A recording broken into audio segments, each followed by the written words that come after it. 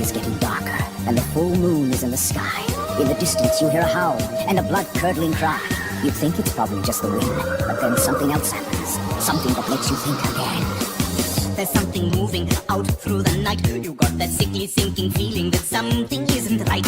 You run to find a shelter, locked in the door, but behind you there's a shadow crawling across the floor. You turn to scream. It seems a little mean, knees are shaking, cold sweat, and your hearts are racing. Those claws, those teeth, who's that underneath? Is that a hedgehog? Your eyes can't believe he's been going to fly. You better fly, 'cause there's no one here to save you, and you cannot deny he's been going to fly. Just say goodbye, 'cause there's no place left to run to. There's no place left to hide. You think you made it, running out the back, but you better think again, because something's on your track. Hey guys, what's up? It's Pet Shop Girl Sunday here.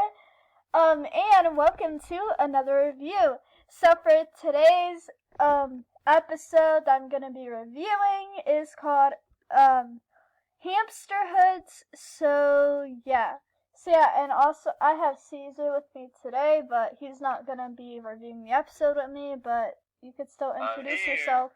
Introduce yourself. Greetings, and everyone. Before we begin this video, please do not encourage to tell her that she's crazy. 'Cause seriously, she drinks something and actually got her a little bit high. Yeah, I just had some Sprite. And just to clarify things, she's not on drugs. She's just high for the drink. Yeah. So so if I start laughing randomly or anything, guys, just don't think that it's bad. But yeah, can I read the plot now? Yes. Okay, so the plot of this episode is stolen merchandise from largest ever pet shop lands in Blight's dumbwaiter. She asks Pepper and Vinny to investigate, and their search for the culprit leads to the discovery of an elaborate tube system dug out by two hamsters named Dodger and Twist. So yeah, so those are some names, right, Caesar? For the hamsters. That is just... Why they had to give them Twister? No, one is called Twist, one is called Dodger. Well, the first one is alright, but the other one, Twister, really, dude? What are you gonna do, twist someone's neck? I don't know. Isn't the name is so... Yeah, dude, you need to change your identity if you want to call that name. Yeah. Can I read my positives now? Yes. Okay, so I'm gonna get right into my positives of this episode. So my first positive I have is when Mrs. Twombly was trying to do the kung fu. I thought that was pretty funny, so yeah. And then the second positive I have is the twins' idea of them being the super cute investigators. Even though I don't like the twins like that much, but I guess it was still pretty cute, I guess. So yeah, and so the third positive I have is Dodger and Twist, because they were pretty cool guest pets, and yeah. And so the fourth positive I have is Vinny's fantasy of all the pets in medieval times, which it was pretty good to see that. So yeah. And so the fifth positive, what? Do you have something to say about the pets in the Do you have something to say about the pets in medieval times? It was like medieval. Yeah, they were in medieval times.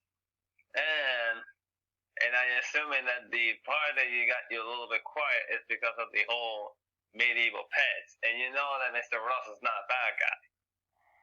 Yeah, Russell, okay, yes, Russell's actually so adorable in there, like always. Oh my gosh. Okay, princess, calm down. I know you want to get that over Russell, but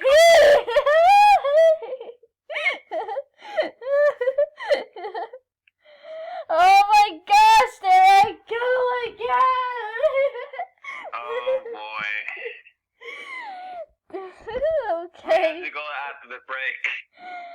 Okay, can I just read my 5th positive before I go crazier? Yes. Okay. So my 5th positive is when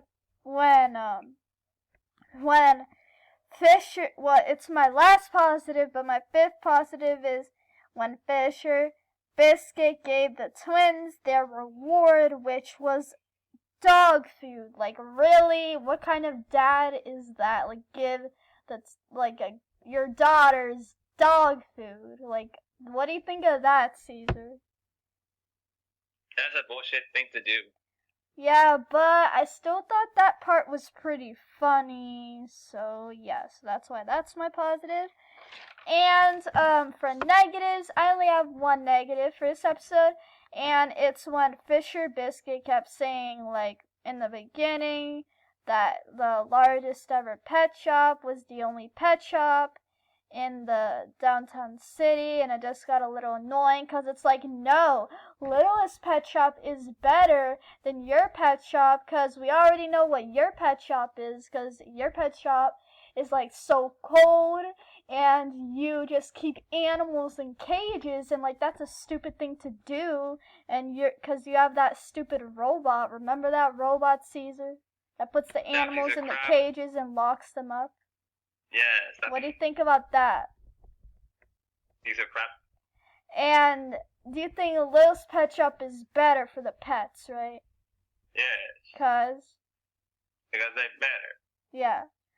And so that's all my positive and negatives I have for the episode. And so overall, this episode, it was, well, before I read that, I give the episode a 9 out of 10. And so overall, this episode, it was pretty good and pretty interesting too. The pets were all great as always. Dodger and Twist were good too. And we just got some great moments. So yeah. And that was my review of the episode called Hamster Hoods. And so the episode I'm going to be reviewing next Sunday is called Tongue Tied. So that's all I have to say, and I hope you all enjoyed this review. Feel free to subscribe if you haven't already, and so this is Pet Shop Girl 78, and Mr. Human speaking, signing out. Bye, guys. Bye, guys!